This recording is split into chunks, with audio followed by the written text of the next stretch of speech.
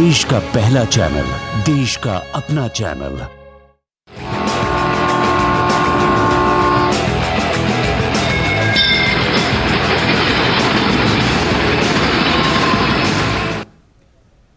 नमस्कार, स्वागत है आप सभी का डीडी न्यूज के इस खास बुलेटिन एक्सप्रेस 100 में, जहां हम आपके लिए लेकर आते हैं राजनीति, मनोरंजन, देश दुनिया, खेल और व्यापार जगत की सभी बड़ी खबरों को एक्सप्रेस यानी फटाफट अंदाज में। मैं हूं गौरव श्रीवास्तव, तो देखिए खबरें तेज रफ्तार से।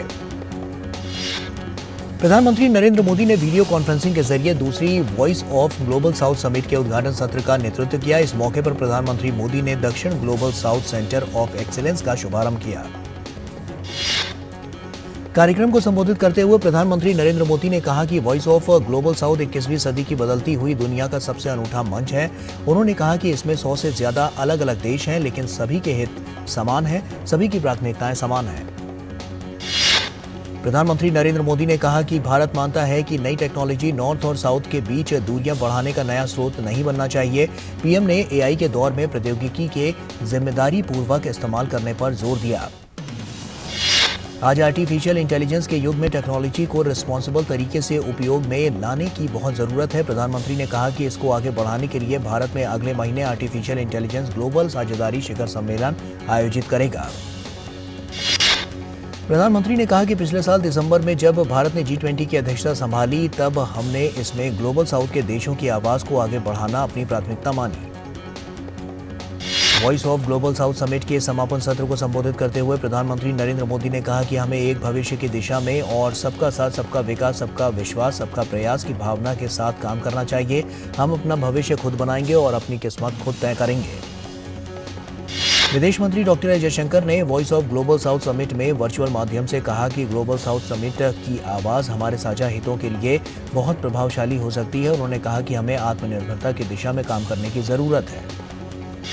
विदेश मंत्री डॉक्टर एस जयशंकर ने कहा कि भारत की अध्यक्षता में नई दिल्ली में हुए G20 शिखर सम्मेलन के दौरान लिए गए निर्णयों की जानकारी देने के लिए हम वॉइस ऑफ ग्लोबल साउथ के इस दूसरे शिखर सम्मेलन की मेजबानी कर रहे हैं। प्रधानमंत्री नरेंद्र मोदी दिल्ली भाजपा मुख्यालय पर आयोजित दिवाली मिलन समारोह में पत्रकारों से उन्होंने भेंट की और इस अवसर पर उन्होंने कहा कि आर्टिफिशियल इंटेलिजेंस और डीप फेक को गंभीर चुनौती बताया। उन्होंने मीडिया कर्मियों से कार्यक्रमों के जरिए डीप फेक के बारे में लोगों को जागरूक करने को कहा। पीएम ने कहा कि पिछले कुछ राज्यों के पर्व ज्यादातर वहीं सीमित रहते थे, लेकिन इलेक्ट्रॉनिक मीडिया के दुनिया का जैसे जैसे प्रभाव बढ़ा है, उसका एक असर है। जैसे नवरात्रि, दुर्गा पूजा अब वैश्विक हो गई है और छठ पूजा भी अब देश के कोने कोने में होने लगी है। प्रधानमंत्री नरेंद्र मोदी ने कहा कि वोकल फॉर लोकल के आह्वान को लोगों का समर्थन मिला है। उन्होंने कहा कि ये देश के लिए बहुत बड़ी बात है और इसी ताकत के आधार पर विकसित भारत के संकल्प को सफलतापूर्वक आगे बढ़ाया जा सकता है।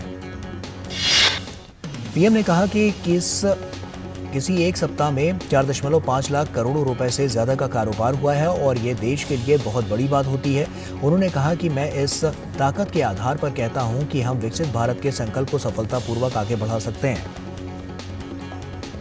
प्रधानमंत्री ने कहा कि कोविड के संकट में दुनिया की तुलना में भारत की जो उपलब्धियां हैं, उसने देश के लोगों में दुनिया में एक विश्वास पैदा किया है कि भारत अब रुकने वाला नहीं है। राष्ट्रपति द्रौपदी मुर्मू से IOFS के अधिकारियों और IDAS के परिवीक्षाधीनों ने राष्ट्रपति भवन में मुलाकात की और इस अवसर पर राष्ट्रपति ने कहा कि युवा अधिकारियों के विचार और निर्णय देश के भविष्य को आकार देने में महत्वपूर्ण योगदान होंगे। मध्य प्रदेश विधानसभा के 230 सीटों और छत्तीसगढ़ के दूसरे चरण में 70 सीटों पर मतदान संपन्न हो गया है। कुछ मतदान केंद्रों पर छिटपुट घटनाएं हुई हैं। मध्य प्रदेश में बड़ी संख्या में मतदाताओं ने वोट डाले। भोपाल, ग्वालियर, इंदौर समेत सभी जगह सुबह से ही मतदान केंद्रों पर लोग अपनी बारी का इंतजार करते हुए नजर आए। युवाओं के साथ ही बुजुर्गों और दिव्यांगों ने भी अपने मताधिकार का इस्तेमाल किया। पहली बार वोट डालने वाले युवाओं में अलग ही उत्साह नजर आया। लोकतंत्र के इस पर्व में महिलाओं ने भी बढ़ चढ़कर हिस्सा लिया। मध्य प्रदेश के भिंड, मुरैना और इंदौर में छिटपुट घटनाओं को छोड़कर प्रदेश भर में मतदान शांतिपूर्ण रहा। लोकतंत्र के उत्सव में आम लोगों के साथ ही खास लोगों ने भी मतदान किया। मुख्यमंत्री शिवराज सिंह चौहान ने सपरिवार सीहोर जिले के आदर्श मतदान केंद्र जैत, तो प्रदेश के गृह मंत्री नरोत्तम मिश्रा ने दतिया में वोट डाला। केंद्रीय मंत्री नरेंद्र सिंह तोमर और ज्योतिरादित्य सिंधिया ने ग्वालियर और प्रहलाद सिंह पटेल ने नरसिंहपुर में मतदान किया।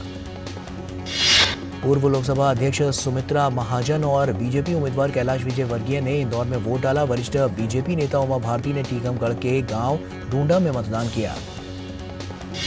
मध्य प्रदेश कांग्रेस अध्यक्ष और पूर्व मुख्यमंत्री कमलनाथ ने छिंदवाड़ा और वरिष्ठ कांग्रेस नेता दिग्विजय सिंह ने भोपाल में वोट डाला। प्रदेश की सभी 230 सीटों पर मतदान के साथ ही 2533 उम्मीदवारों की किस्मत ईवीएम में कैद हो गई।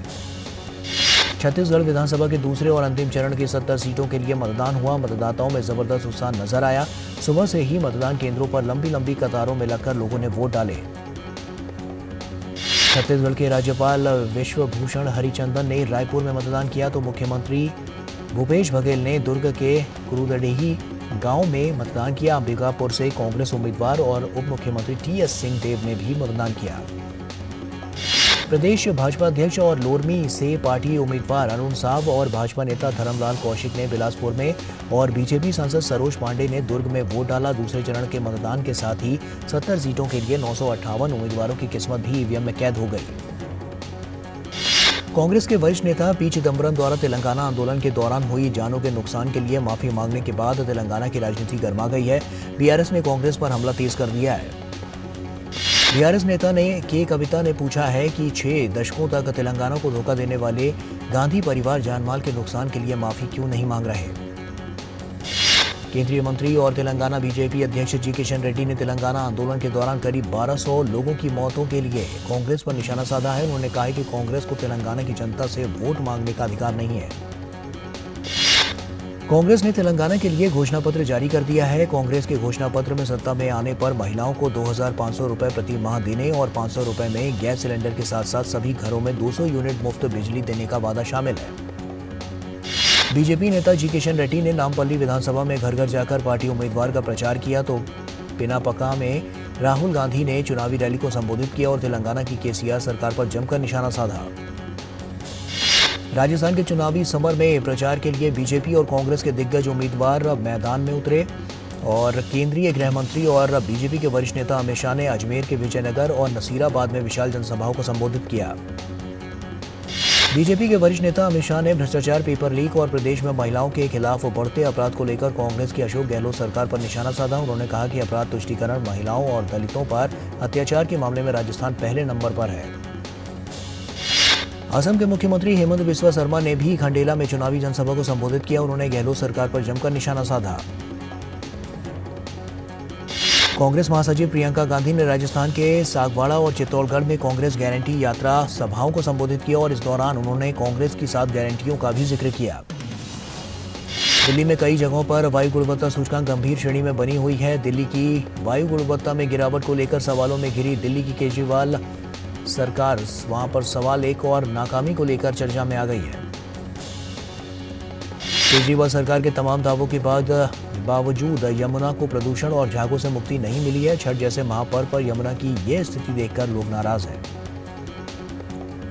भाजपा का कहना है कि केजरीवाल सरकार की इस हरकत से न सिर्फ पानी और जहरीला होगा बल्कि इसके संपर्क में आने वाले छठ व्रती भी गंभीर रूप से बीमार हो सकते हैं। केजरीवाल सरकार सक्रियता का दिखावा तो कर रही है लेकिन हालात में बदलाव नजर नहीं आ रहा। इन सबके बावजूद दिल्ली सरकार अभी भी जिम्मेदारी लेने को तैयार नहीं है। पंजाब में अपनी ही पार्टी की सरकार होने के बावजूद मुख्यमंत्री अरविंद केजरीवाल लगातार जलती पराली पर अंकुश नहीं लगवा सके। दिल्ली वालों को जल्द इस समस्या से छुटकारे की उम्मीद कम ही है।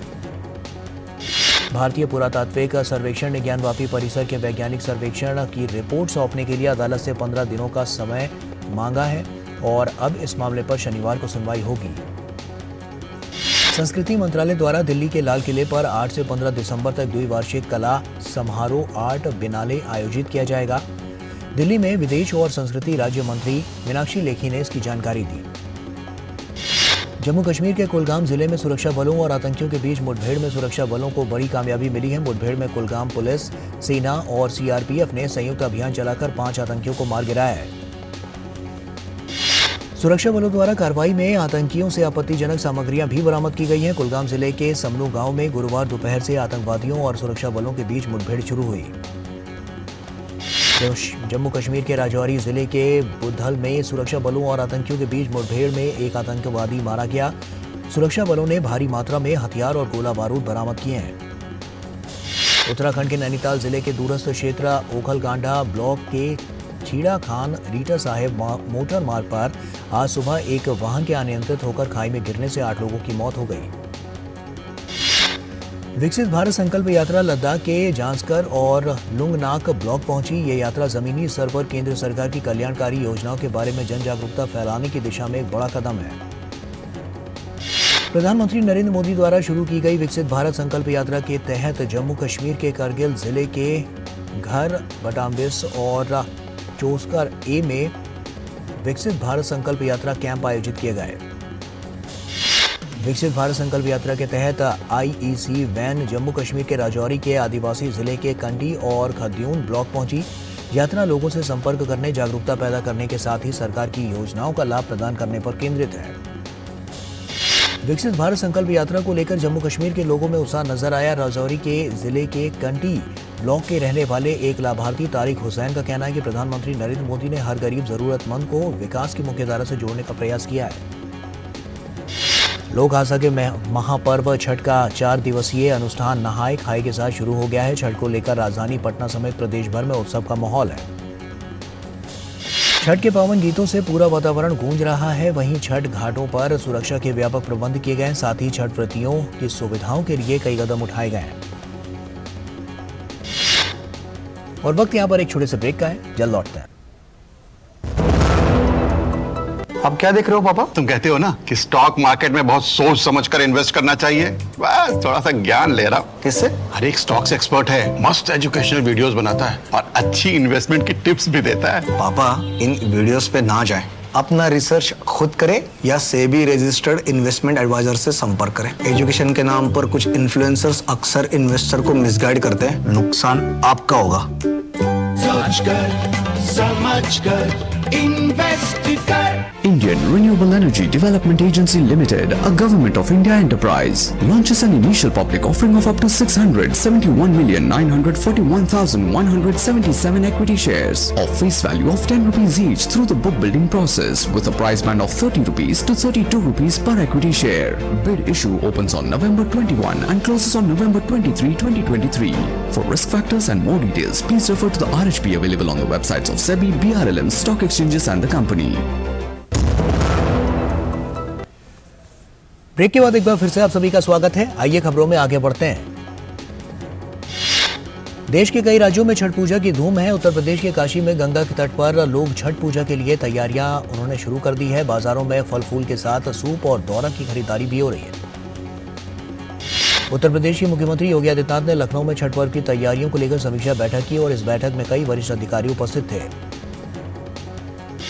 केंद्रीय मंत्री स्मृति ईरानी ने अपने संसदीय क्षेत्र अमेठी में असहाय और गरीबों के लिए कंबल वितरण कार्यक्रम में भाग लिया। राघव राम सेवा संस्थान की ओर से आयोजित कार्यक्रम में उत्तर प्रदेश के उप मुख्यमंत्री ब्रिजेश पाठक भी मौजूद रहे। कार्यक्रम को संबोधित करते हुए केंद्रीय मंत्री स्मृति ईरानी ने कहा कि इस लोकसभा क्षेत्र में सिटी स्कैन मशीन भी तब लगी जब भाजपा जीती। उन्होंने कहा कि ये उन लोगों की सफलता है जिन्होंने वर्षों तक गांधी परिवार के खिलाफ संघर्ष किया है। महाराष्ट्र में शिवसेना के पूर्व प्रमुख बाला साहेब ठाकरे की पुण्यतिथि में मुंबई में उनके स्मारक स्थल पर श्रद्धासुमन अर्पित किया गया। इस मौके पर पूर्व मुख्यमंत्री उद्धव ठाकरे सहित कई विशिष्ट जन शामिल हुए। मुंबई में मुख्यमंत्री एकनाथ शिंदे द्वारा शिवाजी पार्क मैदान में बाला साहेब के स्मारक पर बाला साहेब ठाकरे को श्रद्धांजलि देने के बाद एकनाथ शिंदे गुट और उद्धव ठाकरे गुट के समर्थकों के बीच झड़प हुई। एकनाथ शिंदे गुट और उद्धव ठाकरे गुट के समर्थकों के बीच झड़प के मामले में शिवाजी पार्क पुलिस स्टेशन में 50 से 60 अज्ञात लोगों के खिलाफ एफआईआर दर्ज की गई। आईपीसी और बॉम्बे पुलिस एक्ट की धाराओं के तहत आगे की जांच की जा रही है। गुजरात के गांधीनगर के पास एक सड़क हादसे में 5 लोगों की मौत हो गई। कार चला रहे ड्राइवर ने नियंत्रण खो दिया और कार पेड़ से जा टकराई। ये सभी एक ही परिवार के थे। रेलवे से जुड़ी कंपनियों के शेयरों में आज तेजी रही। टीटागढ़ वैगन्स 10% वृद्धि से 927 रुपए पर और रेलटेल 8% की बढ़त के साथ 268 रुपए पर पहुंचा।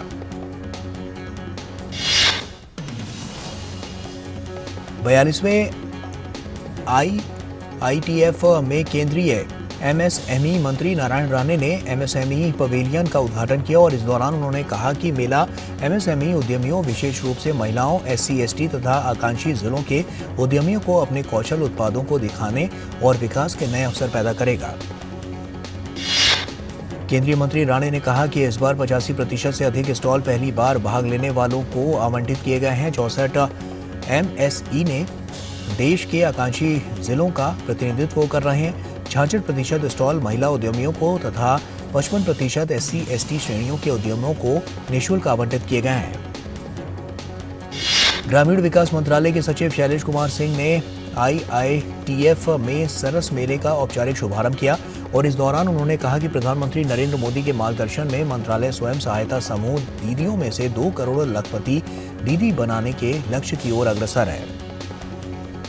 भारतीय रिजर्व बैंक ने नियमों के उल्लंघन के लिए एक्सिस बैंक पर 90.93 लाख रुपए का जुर्माना लगाया है। KYC नियमों का पालन नहीं करने के कारण RBI ने यह कार्रवाई की है। एपेक समिट में हिस्सा लेने पहुंचे केंद्रीय मंत्री पीयूष गोयल ने अमेरिका के राष्ट्रपति जो बाइडेन से मुलाकात की। इसके अलावा उन्होंने वहां पर कई देशों के वाणिज्य मंत्रियों, उद्योगपतियों से मुलाकात कर उनको भारत में निवेश करने के लिए आमंत्रित किया। पीयूष गोयल ने सोशल मीडिया मंच X पर लिखा कि यहाँ मुझे ये देखकर खुशी हो रही है कि दुनिया भारत को वैश्विक निवेश के हब के रूप में देख रही है। हमारा उद्देश्य दुनिया को भारत में व्यापार करने में आसानी बढ़ाने, उसके लिए इंफ्रास्ट्रक्चर को बढ़ावा देने की तरफ PM द्वारा परिवर्तनकारी प्रयासों और को आगे बढ़ाने पर है। केंद्रीय मंत्री पीयूष गोयल ने क्वालकॉम टेक्नोलॉजी लाइसेंसिंग और वैश्विक मामलों के अध्यक्ष एलेक्स रोजर से मुलाकात की।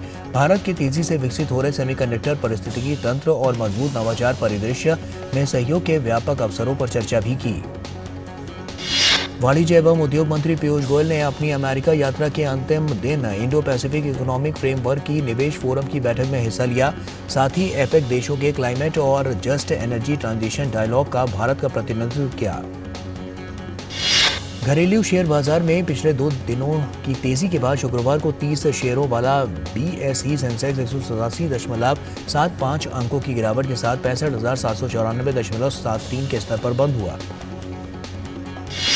वहीं 50 शेयरों वाला NSE निफ्टी सूचकांक 33.41 अंकों की गिरावट के साथ 19,731.80 के लेवल पर बंद हुआ। भारतीय स्टेट बैंक और एक्सिस बैंक के शेयर 3-3% की गिरावट के साथ बंद हुए। सोने चांदी के दामों में शुक्रवार को तेजी देखने को मिली। सराफा बाजार में 24 कैरेट सोने के दाम 473 रुपए बढ़कर 60,978 रुपए प्रति 10 ग्राम पर पहुंच गए। चांदी भी 355 रुपए चढ़कर 73,210 रुपए प्रति किलो पर पहुंच गई। रक्षा मंत्री राजनाथ सिंह ने आज इंडोनेशिया की राजधानी जकार्ता में तिमोर लेस्ते के रक्षा मंत्री रियर एडमिरल एडोनासियानो डो रोसारियो दा कोस्टा गोम्स से मुलाकात की। दोनों नेताओं के बीच भारत में निर्मित रक्षा उपकरणों की आपूर्ति क्षमता, निर्माण और प्रशिक्षण सहित भविष्य के सहयोग के संभावित क्षेत्रों पर चर्चा हुई। विदेश मंत्री डॉक्टर एस जयशंकर ने आज voice of global south summit में वर्चुअल माध्यम से कहा कि ग्लोबल साउथ समिट की आवाज हमारे साझा हितों के लिए बहुत प्रभावशाली हो सकती है। उन्होंने कहा कि हमें आत्मनिर्भरता की दिशा में काम करने की जरूरत है। विदेश मंत्री डॉक्टर एस जयशंकर ने कहा कि भारत की अध्यक्षता में नई दिल्ली में हुए G20 शिखर सम्मेलन के दौरान लिए गए निर्णयों की जानकारी देने के लिए हम वॉइस ऑफ ग्लोबल साउथ के इस दूसरे शिखर सम्मेलन की मेजबानी कर रहे हैं। मालदीव के दौरे पर भारत के पृथ्वी विज्ञान मंत्री किरण रिजिजू ने ग्रेटर माले कनेक्टिविटी प्रोजेक्ट की प्रगति का जायजा लिया। यह परियोजना भारत सरकार द्वारा मालदीव को दिए गए ऋण और अनुदान सुविधा की मदद से बन रही है। राष्ट्रपति शी जिनपिंग ने फिजी के प्रधानमंत्री सितिवनी राबुका से मुलाकात की और उसके बाद चीन ने उम्मीद जताई है कि चीन के मूल हितों और प्रमुख मुद्दों पर फिजी से दृढ़ समर्थन जारी रहेगा। दक्षिण कोरिया के राष्ट्रपति यूं सुंग योल ने सैन फ्रांसिस्को में अमेरिका के राष्ट्रपति जो बाइडेन और जापानी प्रधानमंत्री फुमियो किशिदा से मुलाकात की। नेताओं की ये बैठक अगस्त में कैंप डेविड में मुलाकात के 3 महीने बाद हुई है। रूस के प्रतिनिधिमंडल ने उत्तर कोरिया के प्रधानमंत्री किम जोंग उन से मुलाकात की। रूस के प्राकृतिक संसाधन मंत्री अलेक्जेंडर कोजलोव के नेतृत्व में इस प्रतिनिधिमंडल ने प्योंगयांग में हुन और अन्य वरिष्ठ अधिकारियों से बैठक की। स्पेन के मैड्रिड में प्रदर्शनकारी पुलिस के साथ भिड़ गए। संसद में रखे गए विवादास्पद विधेयक की वजह से कई नागरिकों ने नाराजगी अपनी जाहिर करते हुए विरोध प्रदर्शन शुरू कर दिया। गुरुवार को आंदोलनकारी हिंसा पर उतर आए। गाजा में आतंकवादियों के अड्डों पर रॉकेट और राइफलों से मिलने का दावा वहां पर किया गया है और ये दावा इजरायली सेना ने किया है। सेना ने शुक्रवार को एक वीडियो जारी किया और इसमें इजरायली सैन्य मलबे से भरे शहरी क्षेत्र से होकर गुजरते हुए देखा जा सकता है। चीन के राष्ट्रपति शी जिनपिंग ने जापान के प्रधानमंत्री फूमियो किशिदा के साथ बैठक की। बैठक में जिनपिंग ने फुकुशिमा जल निर्वहन के चिंताओं पर गंभीरता से संबोधन करने पर बल दिया। चीन ने कहा कि दोनों देश समस्या का समाधान करने का व्यवहारिक तरीका ढूंढ लेंगे। Single use plastic ban bag पर प्रतिबंध के बावजूद केन्या में प्लास्टिक प्रदूषण बड़ी चिंता का विषय बना हुआ है। दुनिया की सबसे बड़ी लैंडफिल साइट में से एक नैरोबी की डंडोरा लैंडफिल साइट शहर के लिए एक महत्वपूर्ण पर्यावरणीय मुद्दा बनी हुई है। रूसी सैन्य ब्लॉगर मैक्सिम फोमिन की हत्या की आरोपी दरिया ट्रेपोवा को शुक्रवार को सेंट पीटर्सबर्ग अदालत में पेश किया गया। दरिया एक यूक्रेन समर्थक समूह की सदस्य होने का दावा जांचकर्ताओं ने किया है। भारतीय टेनिस स्टार रोहन बोपन्ना और ऑस्ट्रेलिया के उनके जोड़ीदार मैथ्यू एबडेन ने एटीपी वर्ल्ड टूर फाइनल्स में पुरुष युगल के सेमीफाइनल में स्थान बना लिया है। बोपन्ना और एबडेन की जोड़ी ने वेस्ले कुलहोफ और नील स्कूप्सकी की जोड़ी को हराया। बोपन्ना एबडेन की जोड़ी ने 84 मिनट तक चले रेड ग्रुप क्वालिफिकेशन निर्णायक मुकाबले में कुलहोफ और स्कूप्सकी पर 6-4, 7-6 से जीत दर्ज की है। प्रतियोगिता में बोपन्ना एबडेन की ये दूसरी जीत है। विश्व के नंबर 1 टेनिस खिलाड़ी सर्बिया के नोवाक जोकोविच ने एटीपी वर्ल्ड टूर फाइनल्स में पुरुष एकल के सेमीफाइनल में पहुंच गए हैं। जोकोविच ने ग्रुप दौर में 2 जीत के साथ अंतिम 4 में प्रवेश किया। इटली के जानिस सिनर ने जीत के सिलसिले को जारी रखते हुए एटीपी वर्ल्ड टूर फाइनल्स में तीसरी जीत हासिल करके सेमीफाइनल में प्रवेश किया। सिनर ने होल्गर रूने को 6-2, 5-7, 6-4 से हराकर तीसरी जीत हासिल की। दूसरी वरीयता प्राप्त स्पेन के कार्लोस अल्कराज ने एटीपी वर्ल्ड टूर फाइनल्स में तीसरी वरीयता प्राप्त रूस के डेनिल मेदवेदेव को सीधे सेट में 6-4, 6-4 से शिकस्त दी और इस जीत के साथ अल्कराज ने ग्रुप में शीर्ष स्थान हासिल किया। दिग्गज टेनिस खिलाड़ी सेरेन विलियम्स को अगले साल अमेरिका के राष्ट्रीय महिला हॉल ऑफ फेम में शामिल किया जाएगा। सेरेना ने 23 बार ग्रैंड स्लैम खिताब जीते हैं। पाकिस्तान क्रिकेट बोर्ड ने देश के पूर्व तेज गेंदबाज वहाब रियाज को मुख्य चयनकर्ता नियुक्त किया है। रियाज की पहली जिम्मेदारी ऑस्ट्रेलिया के टेस्ट दौरे और न्यूजीलैंड में T20 अंतर्राष्ट्रीय श्रृंखला के लिए टीम चयन की होगी। नेहा त्रिपाठी ने महिला पेशेवर गोल्फ टूर के 15वें चरण के तीसरे दौर में 1 ओवर 73 का कार्ड खेलकर 9 शॉट के बड़े अंतर के साथ खिताब अपने नाम किया। नेहा का ये सत्र का तीसरा खिताब है। भारतीय गोल्फर गगनजीत भुल्लर ने BNI इंडोनेशियाई मास्टर्स के दूसरे दौर में 4 अंडर 67 का कार्ड खेलकर अपनी बढ़त 3 शॉट कर ली है। भुल्लर का कुल स्कोर 12 अंडर 130 है। के सुब्रमण्यम ने फिलीपींस में एशियाई मास्टर एथलेटिक्स मीट में 86 साल की उम्र में 4 स्वर्ण पदक जीते। सुब्रमण्यम ने 85 साल से अधिक वर्ग में लंबी कूद, ट्रिपल जंप, ऊंची कूद और भाला फेंक में शीर्ष स्थान हासिल किया। मनवीर सिंह के अंतिम क्षणों में किए गए गोल की मदद से भारत ने 2026 फीफा विश्व कप के दूसरे दौर के क्वालिफायर मैच में कुवैत को 1-0 से शिकस्त दी। मनवीर ने खेल के 75वें मिनट में यह महत्वपूर्ण गोल किया। भारत अपना अगला मैच 21 नवंबर को भुवनेश्वर में एशियाई चैंपियन कतर के खिलाफ खेलेगा। भारत को कतर, कुवैत और अफगानिस्तान के साथ ग्रुप ए में रखा गया है। ग्रुप से शीर्ष पर रहने वाली 2 टीम विश्व कप क्वालिफायर के तीसरे दौर में जगह बनाएंगी। दक्षिण अमेरिका के विश्व कप क्वालिफायर में विश्व चैंपियन अर्जेंटीना को हार का सामना करना पड़ा है। उरुग्वे ने अर्जेंटीना को 2-0 से हराने में सफलता पाई। मराठी अभिनेता Ashutosh Kulkarni upcoming television show Atal में दिखाई देंगे। आशुतोष भारत के पूर्व प्रधानमंत्री अटल बिहारी वाजपेयी के पिता कृष्ण बिहारी वाजपेयी की भूमिका निभाएंगे। अभिनेता Manish Paul history Hunter show को होस्ट करने से काफी उत्साहित हैं। ये शो भारत के विविध परिदृश्य में छिपी जटिलताओं को उजागर करेगा। 20 नवंबर को इस शो का प्रीमियर किया जाएगा। तेलुगु सुपरस्टार रवि तेजा उनकी फिल्म टाइगर नागेश्वर राव से काफी चर्चा में है। सिनेमाघरों में रिलीज होने के लगभग 1 महीने बाद अब सभी OTT पर यह फिल्म रिलीज होगी। भोजपुरी फिल्मों और म्यूजिक एल्बम में छठी मैया के गीत खूब सुनने को मिलते हैं। सूर्य देव को समर्पित लोक आस्था के महापर्व छठ पर अभिनेत्री से गायिका बनी अक्षरा सिंह ने छठी मैया करिया दुलार एल्बम रिलीज किया। और इसी के साथ एक्सप्रेस न्यूज में फिलहाल अभी के लिए इतना ही। हमारी पूरी टीम को दीजिए इजाजत। नमस्कार।